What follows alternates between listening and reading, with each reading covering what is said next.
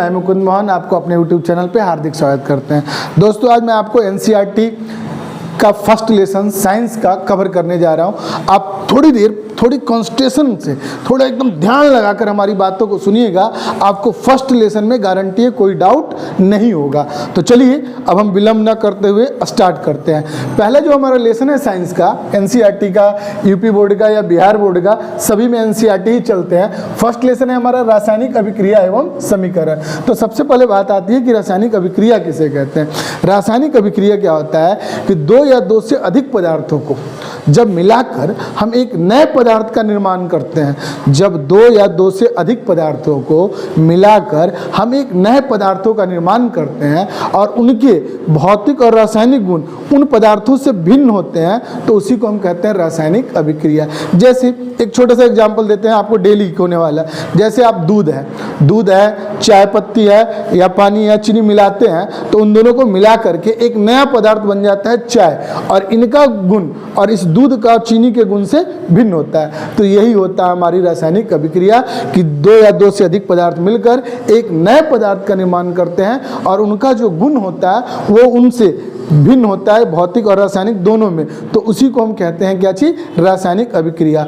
समीकरण क्या होता है, तो समीकरण जो आप सिंबल प्रतीकात्मक रूप से होता है, जैसे आपने देखा HNO3, अब ये क्या है, नाइट्रिक अम्ल है। क्या है ये, नाइट्रिक अम्ल। तो इसको हम जो सिंबल प्रतीक हुआ, ये हो गया आपका कैल्शियम हाइड्रोक्साइड हो गया, कैल्शियम नाइट्रेट हो गया या जल हो गया, तो ये कहलाता है हमारा समीकरण।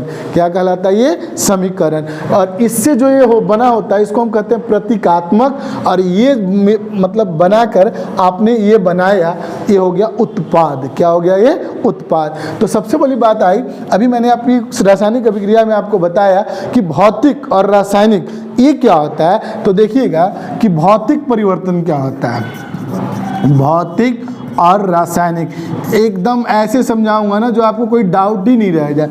पहले मैं अपनी लैंग्वेज में समझाता हूँ आपको। भौतिक परिवर्तन वे परिवर्तन होते हैं जो आपको ना, जिससे वो मिल जाए तो समझिएगा भौतिक परिवर्तन, और जो ना मिले वो होता है रासायनिक परिवर्तन। भौतिक परिवर्तन क्या हो गया, जैसे पानी का बर्फ जमना, बर्फ का पानी बन जाना, मिल जाएगा ना, पानी से बर्फ जमाइए, फिर बर्फ से क्या मिल जाएगा, पानी। तो हो गया भौतिक परिवर्तन। और जो ना मिले वो होगा रासायनिक परिवर्तन। जैसे दूध का दही बन जाना, अब क्या दही से दूध बनेगा, नहीं बनेगा, तो ये रासायनिक परिवर्तन है। अब क्या पेपर में आएगा तो ऐसे लिखिएगा कि मिल जाए तो भौतिक, ना मिले तो रासायनिक, ऐसे नहीं लिखना है आपको। ये तो मैं समझाने के लिए लिख रहा था, मतलब बोल रहा था आपको।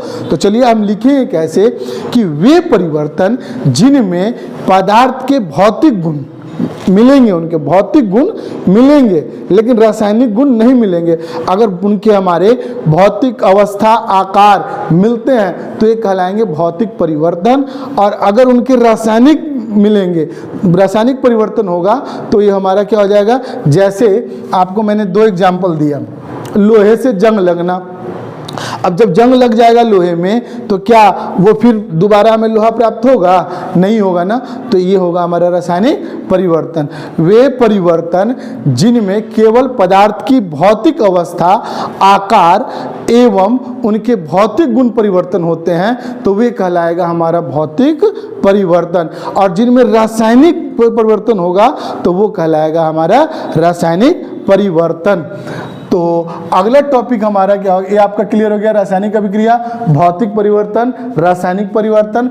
अब इसके बाद क्या आता है हमें, समीकरण, कि आखिर रासायनिक समीकरण क्या होता है। तो रासायनिक समीकरण होता है, जैसे आपने लिखा हुआ है, क्या लिखा हुआ है, रासायनिक समीकरण बना हुआ है। अब पेपर में आपसे पूछता है इसे संतुलित करने, क्या कर रहा है कि आप समीकरण को संतुलित करें, जिसको हम कहते हैं बैलेंस। तो बैलेंस क्या होता है, जैसे आप दुकान पे जाते हैं, कोई सामान लेते हैं, तो आप एक तरफ दुकानदार बाट होता है, तो एक तरफ जैसे हमें चीनी लेने गए तो एक तरफ चीनी होगा, एक तरफ बाट होगा, तो दोनों को बराबर करके देता है, तो ये हमें कहलाता है बैलेंस या संतुलित। क्या कहलाता है, हमारा संतुलित। तो सेम कंडीशन है, यहाँ पे हम संतुलित कैसे करेंगे, जैसे HNO3 है, COH2 है, CNO3 है, और यहाँ पे हमारा H2 है। तो ये क्या होगा कि जैसे यहाँ H कितना है हमारा, देखिए इसको एक बार हम दोबारा लिख देते हैं ताकि आपको समझने में दिक्कत ना हो। HNO3 COH OH का होल 2 और यहाँ बनेगा आपका CaNO3 का होल 2 और H2O। अब ध्यान दीजिएगा, ये आप देखेंगे कि यहाँ पे H कितना है, एक, कितना है, एक, और यहाँ कितना है, 2, तो 2 एक कितना हो गया, 3, जबकि इधर हम देख रहे हैं कितना है, 2 है, तो बैलेंस नहीं है। तो अगर हम यहाँ 2 हाइड्रोजन करते हैं तो एक रूल है कि इसमें जब 2 से मल्टीप्लाई होगा तो ये पूरे में मल्टीप्लाई हो जाएगा। ऐसा नहीं है कि वो सिर्फ हाइड्रोजन में हो जाएगा, वो किस में हो जाएगा, सिर्फ हाइड्रोजन में नहीं, पूरे के पूरे में होगा। तो ये 2 हाइड्रोजन हो गया यहाँ पे, और हाइड्रोजन 2 यहाँ हो गया, तो कितने हाइड्रोजन हो गए, 4। यहाँ पे हाइड्रोजन कितने हैं, 2। अब यहाँ पे हमने कर दिया 2, तो हाइड्रोजन कितना हो गया, 2। तो चलिए हाइड्रोजन तो हो गया, अगर पहले वाला आप मिला लेते हैं तो करीब करीब आपका सब मिल जाएगा। देखिए कैसे, अब आपका यहाँ नाइट्रोजन कितना हो गया, 2। यहाँ नाइट्रोजन देखिए तो ये बॉक्स में बंद है, यहाँ 2, यानी नाइट्रोजन कितना हो गया, 2। ऑक्सीजन कितना है यहाँ पे, 6। ऑक्सीजन यहाँ पे भी, अच्छा 3 दूनी 6, और यहाँ पे भी 2 ऑक्सीजन है तो 8। यहाँ पे भी देखिए 3 दूनी 6, और यहाँ पे देखिए 2, कितने हो गए ऑक्सीजन, 8। यानी हाइड्रोजन नाइट्रोजन भी आपका बैलेंस है। अब बचा कैल्शियम, कैल्शियम एक यहाँ है, कैल्शियम एक यहाँ है, तो ये हो गया सर बैलेंस। बैलेंस यही होता है कि दोनों तरफ हम उत्पाद को क्या कर देते हैं, बराबर कर देते हैं।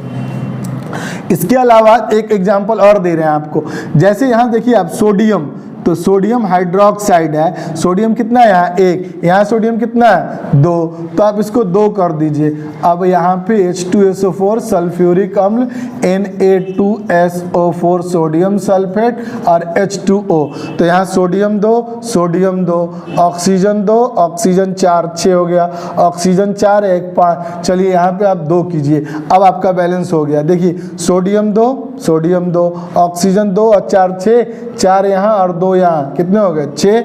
हाइड्रोजन हो गया आपका 2 यहाँ, 2 यहाँ, कितना हो गया, 4। हाइड्रोजन कितना हो गया, 4। S1 यहाँ, S1 यहाँ। तो ये होता है हमारा क्या, ये होता है हमारा बैलेंसिंग, कि दोनों तरफ क्या होता है, हमारा बराबर होता है। अगला जो हमारा टॉपिक होगा वो होगा रासायनिक समीकरण। तो रासायनिक समीकरण भी क्लियर कर दिया, रासायनिक अभिक्रिया भी आपको क्लियर कर दिए। इसके बाद हमारा होता है अभिक्रिया में कि कौन कौन अभिक्रिया है। तो अभिक्रिया में तो अभिक्रिया आपको क्लियर हो गया। अब पहला जो अभिक्रिया होता है वो होता है संयोजन अभिक्रिया।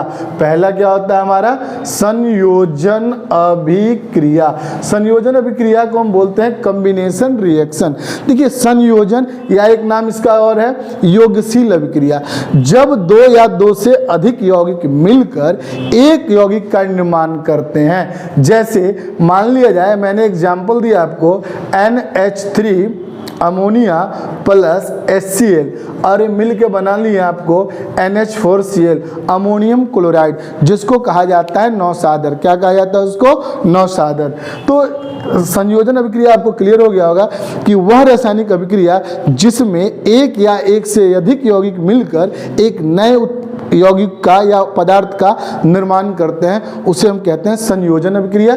जैसे NH3HCl NH4Cl, तो NH3 हो गया आपका अमोनिया और HCl हो गया आपका हाइड्रोजन क्लोराइड, और मिल के बना लिया आपको अमोनियम क्लोराइड। तो दूसरा है आपका इसमें विस्थापन। दूसरा क्या होता है आपका, विस्थापन। इसका एक और नाम है प्रतिस्थापन अभिक्रिया, या आप इंग्लिश में कह सकते हो डिस्प्लेसमेंट अभिक्रिया। इसमें क्या होता है, ये 2 तरह से होते हैं, एक तो होता है सिंगल और एक होता है डबल। पहले मैं आपको सिंगल वाला समझाता हूँ। जैसे आपको एग्जाम्पल में CuH2SO4। अब आप यहाँ ध्यान दीजिएगा, विस्थापन का मतलब होता है अपना स्थान चेंज करके। इसका एक बढ़िया तरीका क्या है, 1 2 और यहाँ 2 भाग में बांटिएगा, तो इसका पहले वाला इसके लास्ट वाले के पास जाएगा और इसके पहले वाला इसके लास्ट वाले के पास जाएगा। यानी आ जाएगा CuSO4 प्लस का H2, CuSO4 प्लस का H2। यहाँ पे आप देखिए, ये हो गया आपका कॉपर सल्फेट और ये हो गया आपका H2, ये क्या हो गया आपका H2। अब इसी में अगर मैं और करूं, इसको कहते हैं एकल विस्थापन। क्या कहते हैं इसको? एकल विस्थापन, CH4Cl2। अब मैं आपको बता रहा हूं ये द्विविस्थापन कैसे होगा।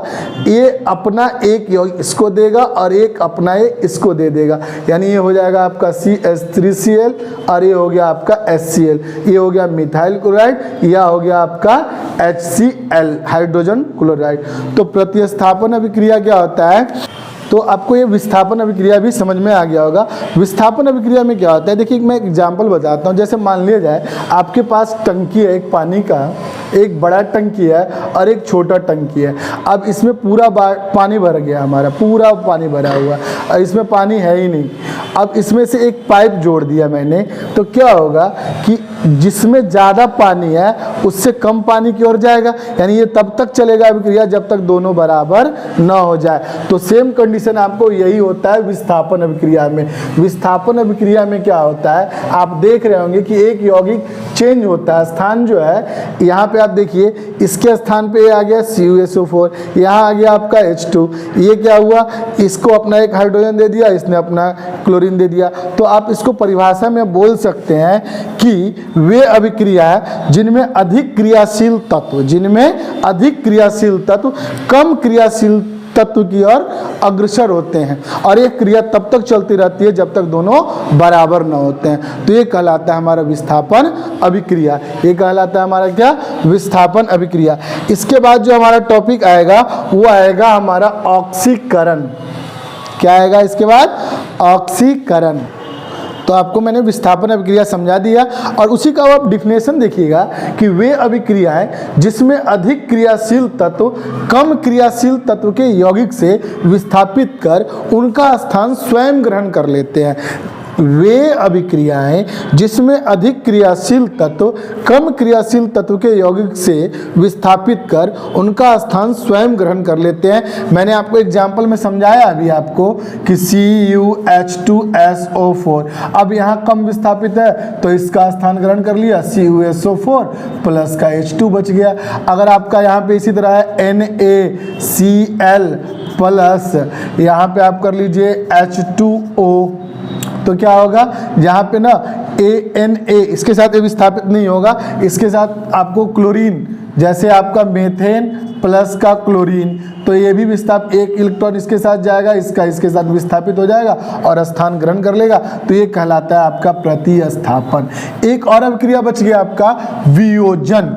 वियोजन या अपघटन, इसका मतलब होता है अलग होना। जब कोई एक वस्तु हो, जैसे हमने बताया आपको संयोजन अभिक्रिया में कि दो मिलकर एक हो जाते हैं, तो वियोजन में क्या होगा, एक किसी अवस्था या उष्मा पाकर या किसी भी कारण वो एक से अन्य में विभक्त हो जाएगा, तो ये कहलाएगा हमारा वियोजन अभिक्रिया।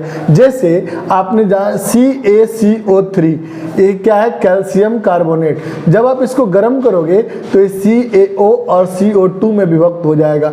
ये त्रिभुज जैसा जो है, जिसको हम पढ़ते हैं डेल्टा, इन साइंस में इसको बोलते हैं गर्म करना। जब कैल्शियम कार्बोनेट को गर्म किया जाएगा तो CaO कैल्शियम ऑक्साइड और CO2 कार्बन डाइऑक्साइड में विभक्त हो जाएगा।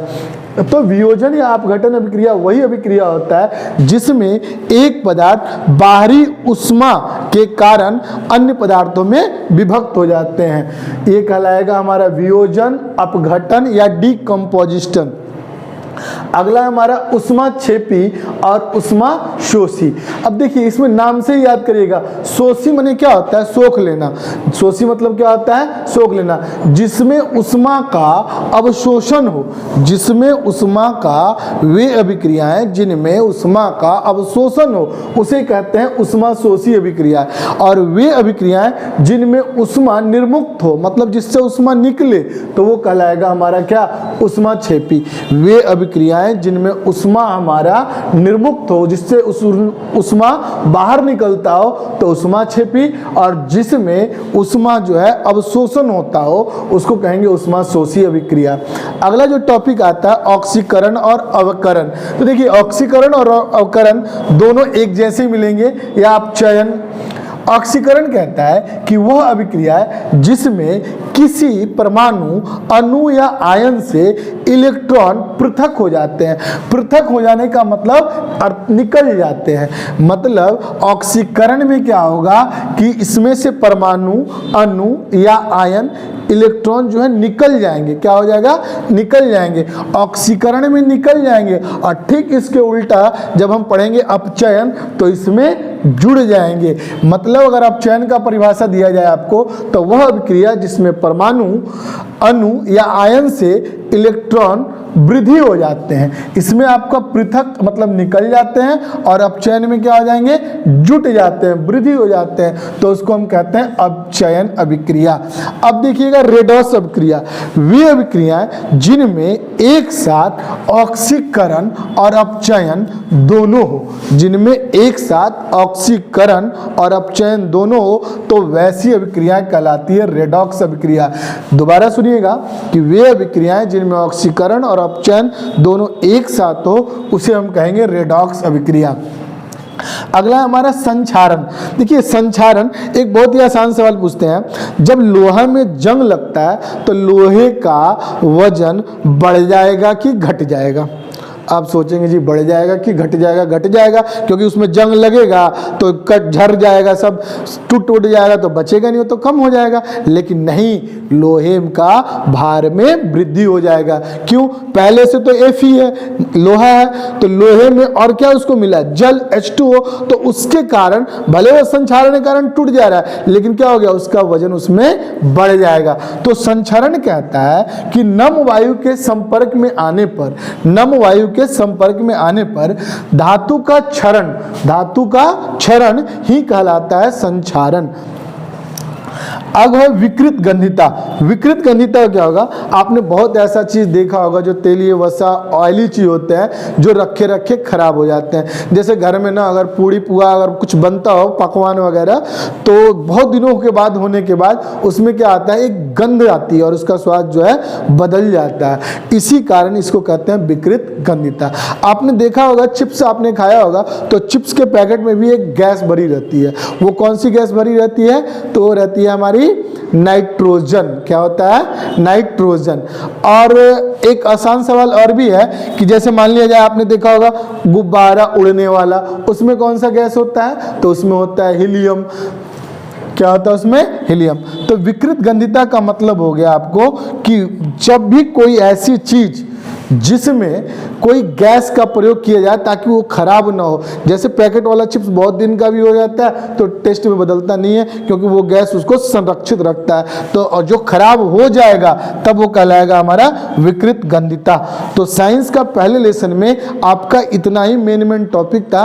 अब इससे अगर कोई डाउट होगा तो आप हमें कमेंट करना, हम इसके ऑब्जेक्टिव क्वेश्चन या जो भी आपका होगा, कोई भी डाउट होगा तो हम उसका समस्या का समाधान अवश्य करेंगे। बस आज के लिए इतना ही। जय माता दी।